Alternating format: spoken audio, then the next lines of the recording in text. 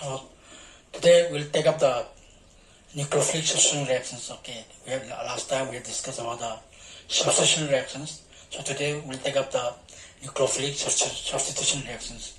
So in the nucleophilic substitution reactions, two changes occur. One is the breaking of the new bond and the formation of the new bond like this. So breaking and formation of bonds takes place. So I'm repeating again, in the nucleophilic substitution reactions, two changes occur. One is the breaking of the old bond and the formation of the new bond. So I will write down here. So in the nucleophilic substitution reactions, substitution reaction. Okay, two changes occur. Two changes occur. That is, one is first is breaking of the old bond,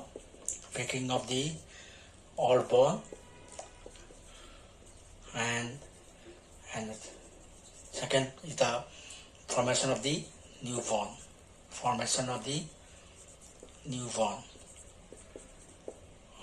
bond. So here in the nucleophilic substitution reactions, breaking and forming of the bonds takes place. Since this formation of bond and the breaking of the bonds can take place by three processes. So breaking and formation of bonds can take place by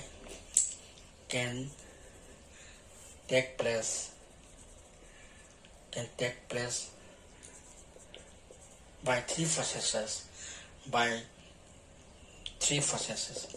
So there are three possibilities may take place by three processes. Okay, there are three processes. There are possibilities of one. First one is the two-step process. Where first is old bond is broken and new bond is formed. So first, here in this case, first break the old bond. Old bond is broken down, and then make the new bond. This is the first process. So in the first process, first old bond is broken and then the new bond is formed. In the second process, it is also two-step process. In this case, let's reverse the earlier one, first one. Here, first break the new bond. First form the new bond.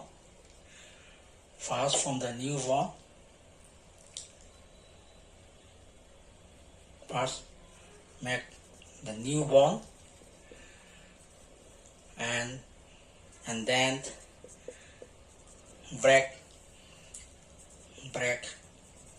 the old bond. So that's reverse in the earlier case, the first case. So in the second case, we have also two processes. First, make the new bond and then break the old bond. And third process is the one-step process. Okay, here is concerted process. This bond breaking and bond forming are simultaneous or concerted. You can say bond making and bond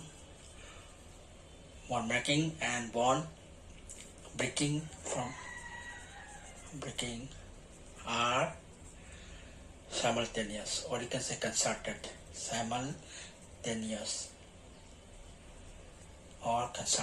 Okay, this is a third case. So now we have I'm repeating again, for the nucleophilic substitution reactions, two changes occur. First one is breaking of the old bond and formation of the new bond. Breaking and forming of the bonds takes place. So breaking and formation of bonds can take place by three processes. We said there are three possibilities for breaking and formation of the bonds. So in the first case, two processes. So here, in this case, first break the old bond and then make the new bond. And the second process is that it's also two-step process. First, make the new bond, and then break the old one. This is reverse of the first case. Okay. And in the third case, is a one-step process. Bond making and bond breaking are simultaneous or constructed. So here we have three processes, but out of these three processes, first two cases, this one, these two are observed in nucleophilic substitution reactions, but the second case is not observed in the nucleophilic substitution reactions. So the two processes of this, one is two processes. This is first break the old bond and then make the new bond is. And another possibility is a one-step process, this constructed process. These two processes are observed in nucleophilic substitution reactions. So let's see how they form. So let's discuss about the unimolecular and bimolecular reactions due to this from bond breaking and bond forming reaction. So breaking and forming, making bonds takes place. And we have two processes, unimolecular and bimolecular reactions. So let's discuss the forming of the bonds. So let's say unimolecular and bimolecular nucleophilic reactions. Okay, bimolecular nucleophilic reactions. You can say reactions. So now let's just discuss these two. So they are mostly applied to aliphatic nucleophilic substitution reactions. So let us discuss about the aliphatic nucleophilic reactions. So let's consider two the reaction type. Okay, so let's discuss two reactions for knowing this unimolecular and bimolecular reactions. So they have formation of this alcohol and this bromine. Okay, first case this reaction. Another one is, let's say, tertiary butyl groups, tertiary butyl bromide, butyl groups, tertiary. Okay, all are tertiary. Bulky group bromide reacts with water. So you can have alcohol, OH, and ISBR. Okay. So here tertiary butyl group, butyl, tertiary. Okay, let's say tertiary butyl. Very bulky groups. Or you can write CH3 also. This is also bulky. Okay. Now let's discuss these two reactions. So in the first case, it's found that the reaction of methyl bromide with hydroxide ion depends on the concentration of the body reactants. Okay. In the first case, concentration of methyl bromide and this nucleophile hydroxide ion depends. Okay. Concentration of body reactant depends. So in the file I down here, in the first case, it's found that by kinetic studies, it's found that the reaction of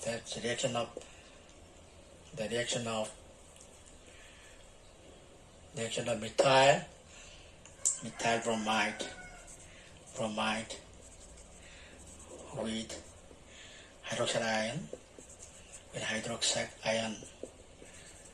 ion depends on the concentration of both reactants, on the concentration of both reactants or reagents. Okay. So by kinetic studies, you can say the first case, this one, so concentration of body, methyl bromide and hydroxide ion depends. And it is studied by the kinetic studies. So you can say that if the concentration of methyl bromide is increased, double, then the real reaction also double. Similarly, if the concentration of hydroxide ion is double, the real reaction also double. So if the concentration of CH3Br is increased, is double, or I can say is double in the reaction mixture is double. So if the concentration of methyl bromide is double in the reaction mixture, the rate of the reaction is also the rate of the reaction, you can see or not, reaction is also double, you can say double, is double, okay. Similarly, if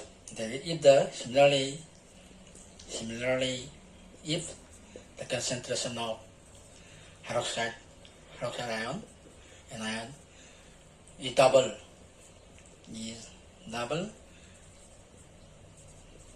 then the rate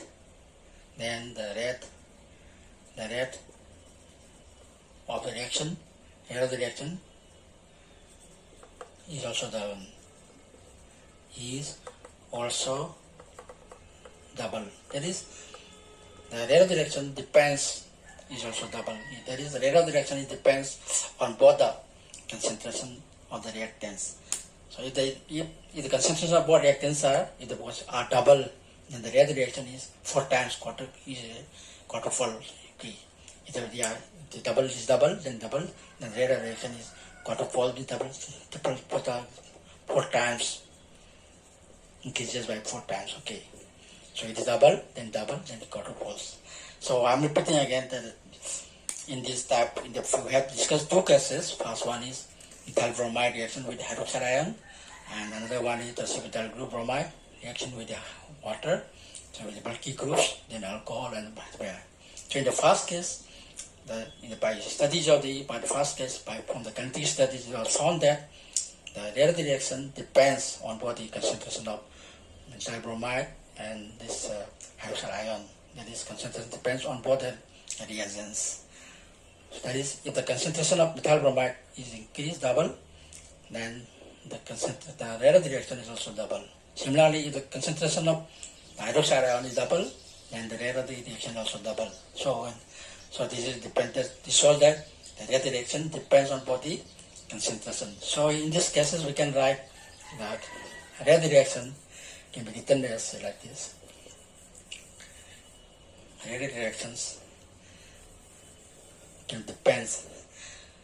Rate of the reaction is, so rate of the reaction for the first case is equal to rate equal to K2. This is generally you can say alkyl halide, and then let's say the nucleophile. Okay. So for general reactions, nucleophile.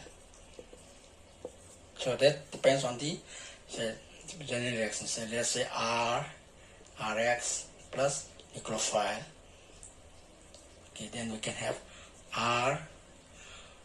So nucleophile replaces X, then we have like this. For general reactions, the rate of the reaction depends on alkyl halide and nucleophile. So this shows that the reaction is second order. So this first case reaction is second order bimolecular. So bimolecular reactions depends on body and are involved in the reactive body, but methyl bromide and the hydroxide are involved in the reactive determining step. So it has to be second order and bimolecular. So first case reaction is second order, depends on body concentration, and the determining step is depend on the water concentration. So it involves the bimolecular, second order bimolecular. So this type of reaction is called SN2. Substitution, nucleophilic, and bimolecular. So this is the first case we have discussed about the discussed first. So it depends on body concentration. Now let's come to the second case. Second case, let's say the second case, okay. So we have seen in the first case that we have position SN, this is SN2. So here's one SN2, okay.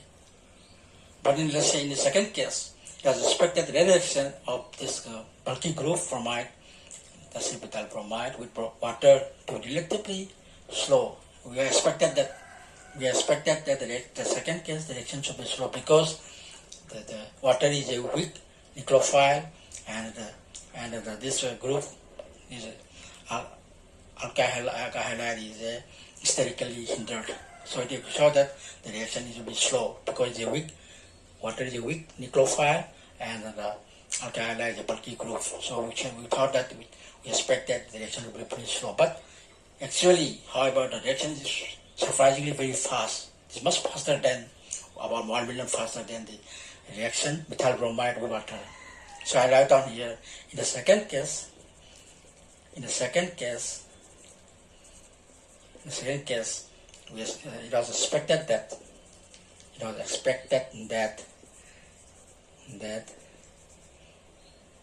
rate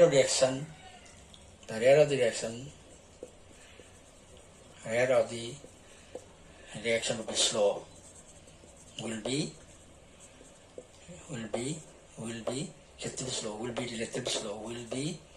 relatively slow. Yes, why? Because it should be slow because of that the alkyl halide is bulky. Alkyl halide is having steric hindrance,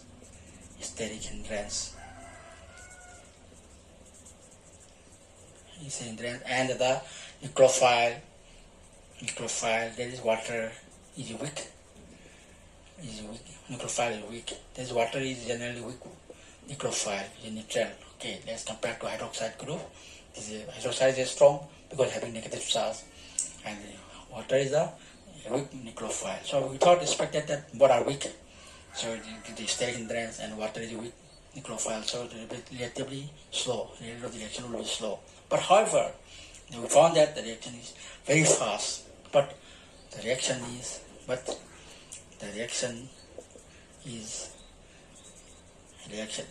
surprisingly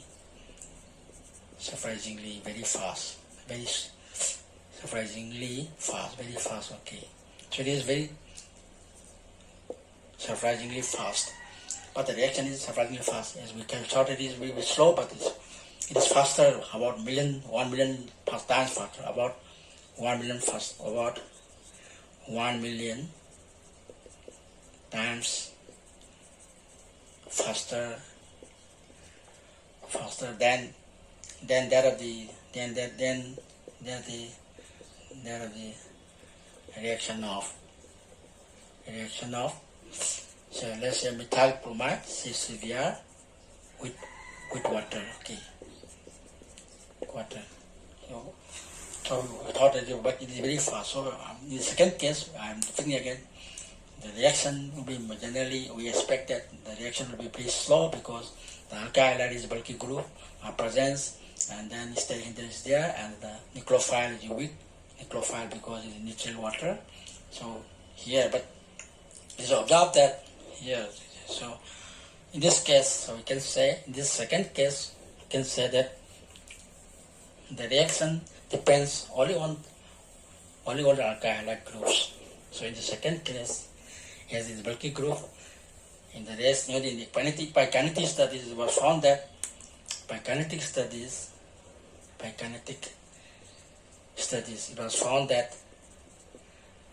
it was found that the rate of the reaction depends on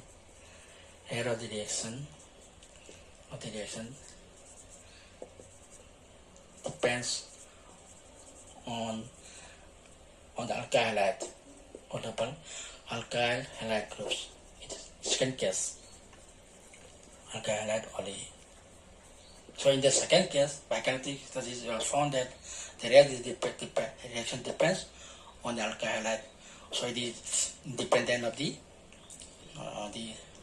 nucleophile, concentration of the nucleophile. So here, the rate of the reaction is rate is equal to the rate low is equal to the K1, the alkyl halide. In this second case, okay. So here that depends only on the concentration of the alkyl halide, and independent of the concentration of the nucleophile. So here dependent the rate of the reaction has no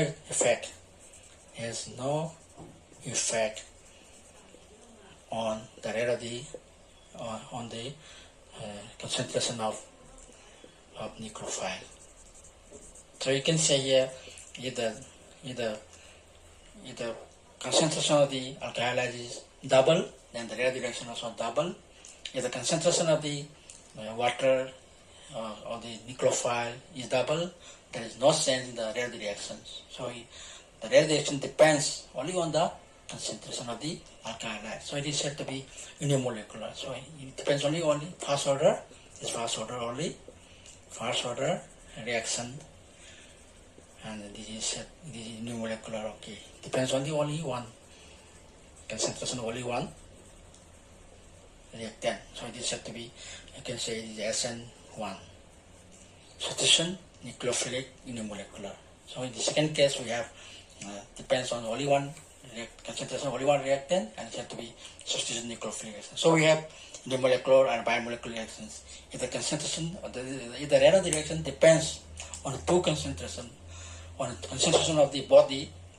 I'm repeating again. If the rate of the reactions depends on both the concentration of the reactants, that is the alkyl halide and the nucleophile, then we say that is bimolecular reactions.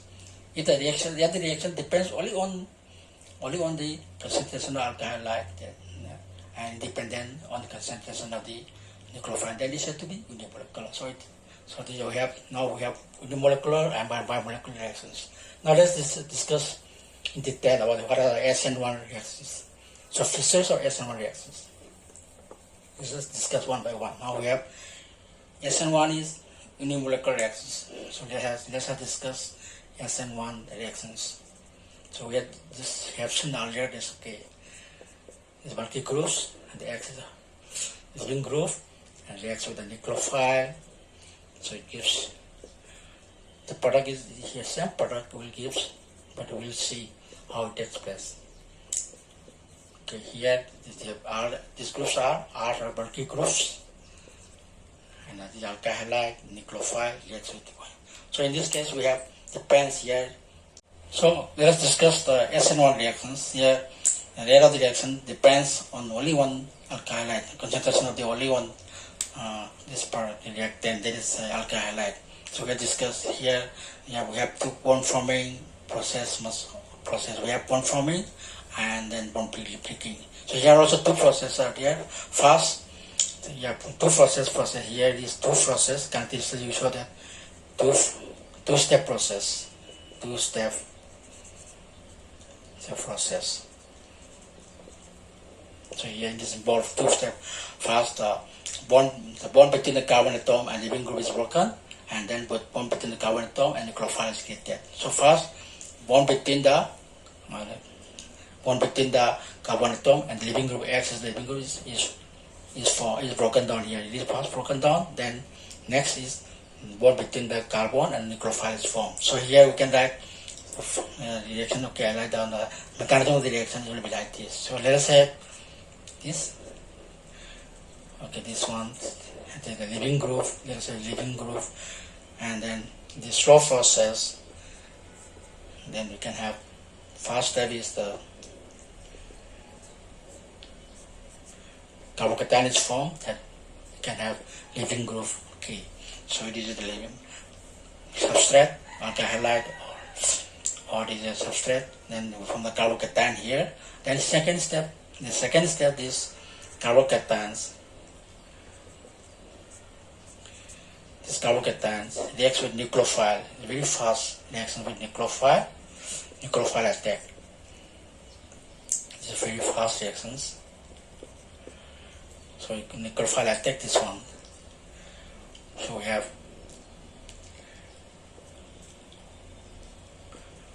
this nucleophile. Okay.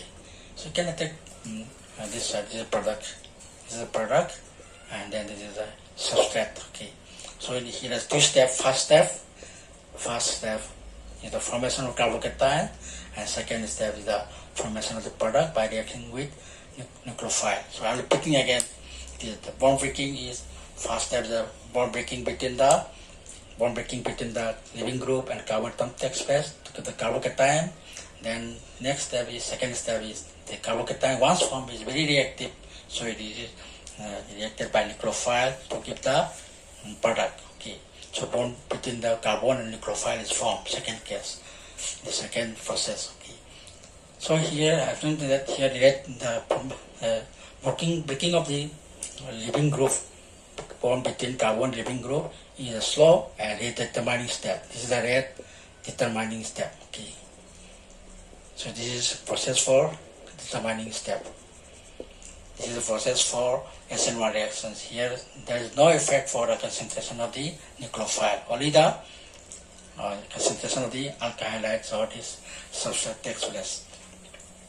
So here, depending on the formation of the carbocation, here carbocation, stability of carbocation, the rate of the reaction also increases. If the stable carbocation is very stable, then the rate of the reaction is very increases. So it depends on the relative stability of the carbocation takes place. Nucleophile is a weak base, so in this case we can have discussed that there are three fissures of SN1 reaction. Now we can have, so now we can have the fissures of SN1 reactions. In the case of fissure SN1 reactions, then the substrate molecule can form a relatively stable carbocation, tertiary, benzylic, from the stable carbocation. So we have fissures of SN1 reactions. So first one is that the stability of the substrate molecule, the substrate molecule can form, a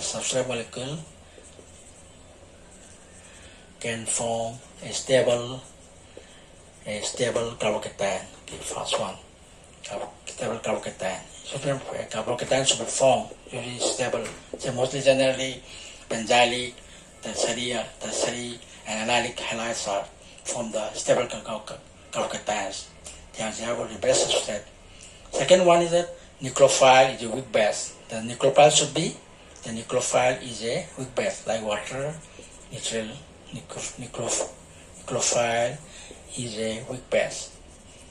So first weak base. Okay, first case is it should form a stable carbocation, and second is the nucleophile should be a weak base. The third feature is that the solvent is a polar. The solvent reaction for solvent is polar solvent and protic. Okay, like water. So it is called. So it is known as soluble acid reactions. Acidic groups. So it is soluble acid reactions. If the water is used, you can say soluble acid reactions. So these are the features of SN1 reaction. So I am repeating again, for SN1 reactions, mostly the reaction takes place by stable carbocation first, and then nucleophile is a weak base, and solvent should be a polar and protic condition. So now let's have the energy profile of SN1 reactions. Energy profile, how the stability forms. Energy profile. So you can draw the energy profile like this is the energy, and then we can have the progressive reactions. I think you can progress of reaction.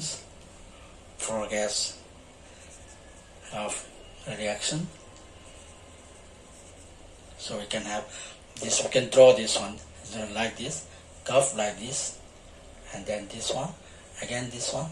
This means slightly lower down, and the product should be lower down. Okay. So here we have, and this slightly higher and this slightly lower. So you can have this one. Let's say in the case of this tertiary butyl group, say all of the tertiary butyl group plus water reaction. Okay, water. So we have this one. So first we have a transition step 1. So we can have here this C and positive charge plus bromide. Okay, bromide ion here. Then we can have here, you can have this water reaction with this C OH2. Okay, then this is formation of carbocation here, and then here this formation of OH2. So another transition state here. Then finally the product will be lower should be higher. So the product will be alcohol plus SBR. Okay, you can say SBR. So here, in the energy profile, I'm just picking again. So in the past case, this is we have two transition steps. And in the first transition step, a reaction between alkyl halide with the water, we got this directions are here. You can write this not this way. You can say in the vote BR. This is the delta slide D delta positive, and the negative like is transition step. Okay, intermediate. Another one is a formation of carbocation, and then another another transition step 2 is the formation of this intermediate. Okay, now we have this energy level. We can have determined from here. This is higher, and then again from here we can have E1 delta E1 or delta E2 like this. So it is sense that. So for reaction of this alkyl halide water, we got a product alcohol, this one. So here you have in the SN1 reactions, we have two energy transition steps, and the first one is this one, complex intermediate, and then second transition step we have another intermediate. So we got this transition step. So that is about the energy profile of SN1. So now let us come to SN2. One is a stereochemical factor. Now we can have another one is stereochemical factor of SN1 reactions. Now I will write down stereochemical factor. Another feature, stereochemical factor. Another features of SN1 reactions. So SN1 reaction, we have seen that there are two types of formation of this one. Okay, let's say let's discuss the reactions of this and chiral. So let's highlight. Okay, a chiral one. So let's say methyl, ethyl. Okay, a chiral substrate. Let's discuss a chiral substrate. So, for example, a chiral substrate, let's say S or S1, reacts with water. Reacts with water to give a racemic mixture. Here we will get a racemic mixture of product. A racemic mixture. Product will be a racemic mixture. Okay. So I am repeating again. The reaction of this chiral compound, chiral alkyl halide reaction with water gives a racemic mixture of lithium mixture. You say we via a chiral compound. So let's discuss the carbocation intermediate. In the intermediate form should be a symmetric alloys, which can attack by the nucleophile in both ways. So let's discuss how the mechanism of the reaction. Then we can note this one. Okay. Generally we can write. Okay. Generally I write the mechanism of the formation of the stereochemical factor. How one is inversion, one is in takes place. So let's have a chiral. Okay. Let's have this one R1, and then it's carbon. Then let's say X is the living group, and then we have R2, then we have R3. Okay, these are for SN1. Okay, these are all chiral molecule. All substances are different, hydrogen, methyl, or methyl. So when you react this, first from slow formation of this slow step, so it forms a carbocation first. R1, R2, and then R2, then R3. Okay, R2, R3. So we got a carbocation here. Now this carbocation can have two processes. Now nucleophile can attack from the both sides. If it attack from the both sides, nucleophile can attack either from this side or from this side, from the back side, or front side or back side. If you attack from the front side, you can have R1, then you can have R2, R3, and nucleophile. So you can see that. Okay.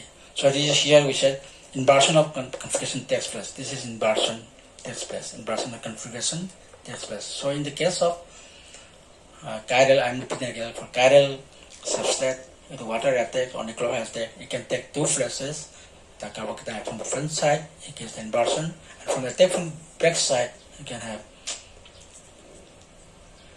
these R1, then from the nucleophile, and R2, then R3. Okay, you can see, okay. So here the tension of configuration takes place. The tension of configuration. Here inversion and the tension. So in the backside attack, we got another one.